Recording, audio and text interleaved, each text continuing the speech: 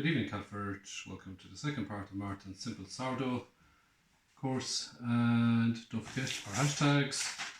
Use your loaf. It's the middle of lockdown. Please stay at home. And Simple Sourdough. Okay? So this morning we finished up with our levain. We left it out all day, and this is what it's turned into. Can we see that? It's all bubbly. Okay, hopefully that picks up. And just have a look now at it was all gloopy this morning. Now you can see that it's a bit more joined up. Okay, that's just what we want. That's our levain, okay? And that's going to be, and that's one of our ingredients. Okay, so I wrote down the ingredients just to make it easier. Let's just get them out here. Put away. Here we go. Right. So this sourdough is going to be made up of 380 grams, 120 grams of white. You think at this stage I'd note 80 grams of rye, 256 grams of water, 160 of levain, and 10 of salt. Okay. So what you're going to notice there is we're just using flour, water, and salt. Levain is flour and water, and it comes from the starter, which is also flour and water. So this loaf has 3 ingredients, and it probably costs about 60p, definitely less than £1. So that's good. Right, so this is going to be quite straightforward. Let's get the camera down. So we have our scales now. What I would recommend is a simple plastic mixing bowl. The dough won't stick, okay, and because this is a very sticky dough, sourdough in general has a lot of water, so it's quite sticky, hard to work with. So this bowl will be perfect, okay. So we just put the bowl there, set the scales to 0. Right, now first up, our Allison's flour. It's a good idea to use the same flour that you put into your bread for your levain and for your starter. Of course, the reason is that you have the same yeast in this flour that are now in there, and that will work best in this dough mix. Okay, so we're just going to put 320 grams in here.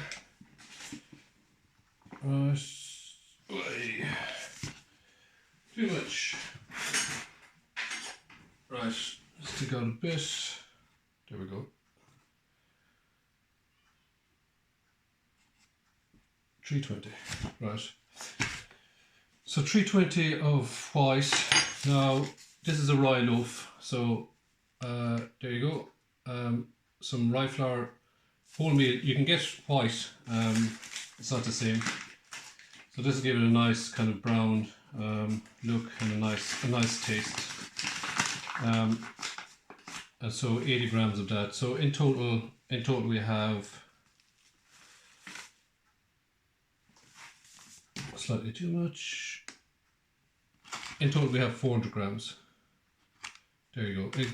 Bang on 400 grams. Okay, so let's just get that out of here. Right, and just give it a mix. Okay. Simply mix it up. Right, now next up we want 256 water. Okay, it seems like an exact number, but like I said, sourdough is, it's important to get the numbers right. So, of course, it's not the end of the world, and everyone has a different recipe, so this one works for me. Right, almost there.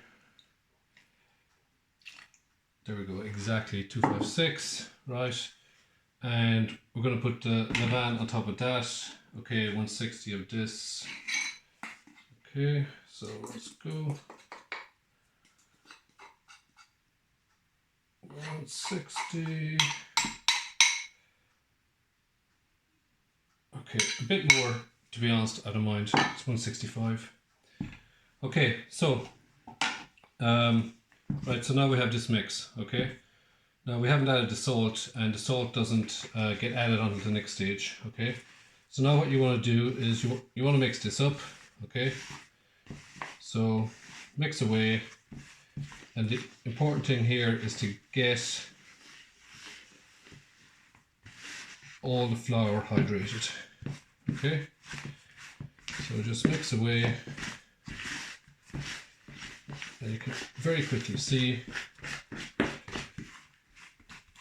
you got a nice dough. Okay, that's it.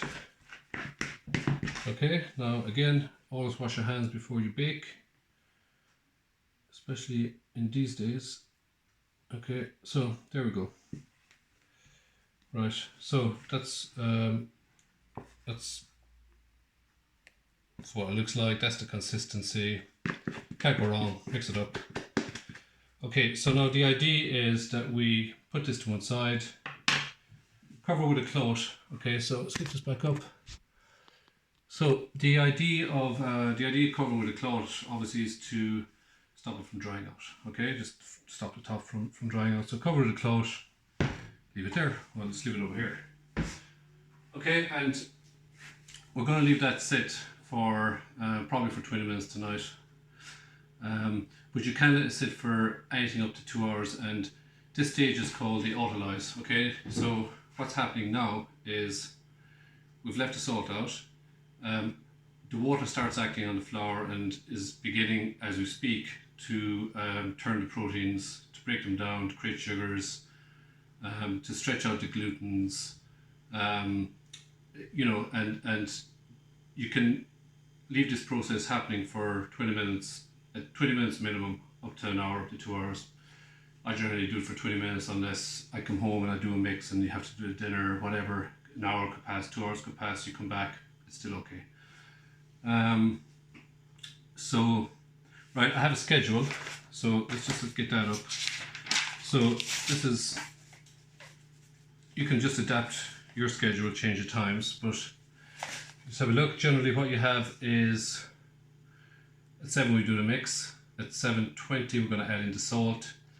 After 35 minutes we do stretch and fold. After another 35 minutes we do a stretch and fold.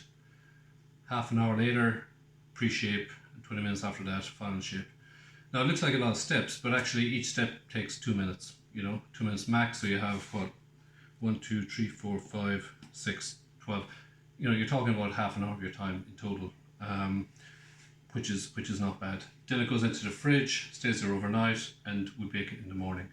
So I guess, yeah, I'm going to leave that for 20 minutes. I'll come back and I'll do a very short video showing how we add the salt, and yeah, we'll take it from there. Okay, bye.